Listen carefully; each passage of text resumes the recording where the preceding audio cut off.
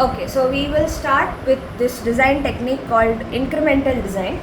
So to define this whole design paradigm in a simple sentence, it means you are building up the solution to a problem incrementally, as the name suggests. So you have a big problem.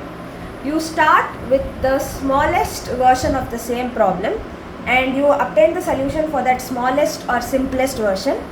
Then you increase the problem size by some units, and for that slightly enlarged version you build the solution.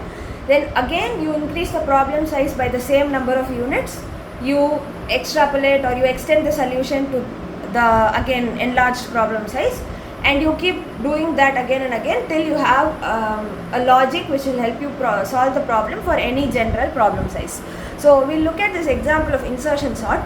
So insertion sort, just to give you a recap, is again it's a sorting technique. So you have an array of numbers which you want to sort, let's say in ascending order. So you will pick the first element from the given bunch of numbers, you will put it there. You take the second element, you will compare it, should it go before or after the first, and you will put it accordingly. You take the third element, you compare it with these two elements which you have already placed, should it go in the first, in the middle or at the last, you put it. Then you take the fourth element, you repeat.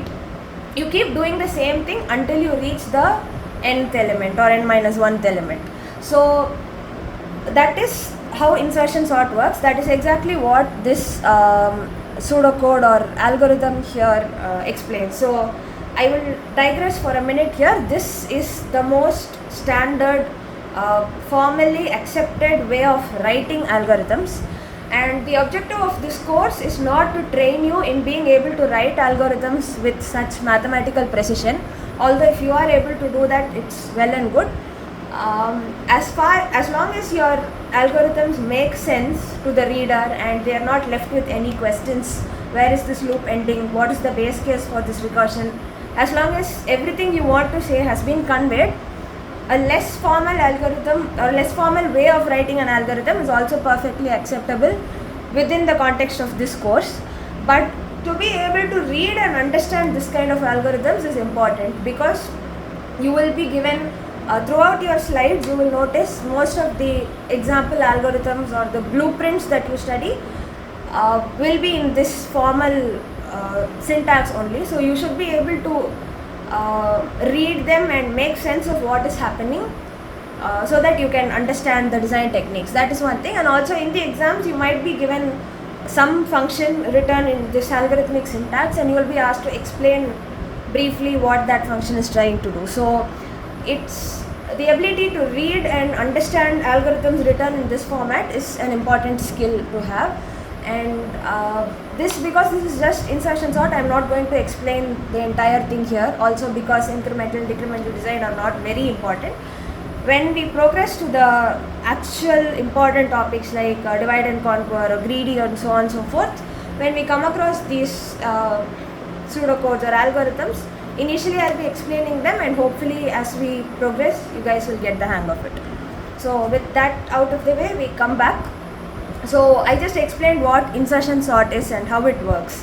Now why we call it an example of incremental design is, what is the problem? Basically you have an array of size n and you want it sorted. So what is the smallest version possible of that problem is when you have an array of unit size. When there's only one element, then that array is already sorted, whatever the element be. So you just take the first element, you put it there, your answer array is sorted. Then you extend the problem size by 1 unit. So now you move to an array of size 2. You pick the second element, you compare it with the first element, you put it either before or after.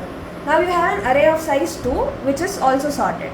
Again you extend the problem size by 1 unit, you're going to make it an array of size 3. So you pick the third element, you check it with the 2 elements which have been sorted successfully, you put it either at the beginning, middle or end as appropriate. Now your problem size 3 is solved. You extend the problem size again by 1 unit, you take the fourth element, you compare it with the 3 existing elements, you put it at the right place. You keep repeating the same thing again and again until your problem for the size of n elements has been solved. So the basic idea of incremental design is you have a problem, you take the smallest or simplest version of that problem and you come up with a solution for that. Then at every step you increase the problem size by a fixed number of units. So if you look at insertion sort, at every successive iteration you're taking one element and seeing where you want to place it. So the increase in problem size is by a constant number of units in every iteration.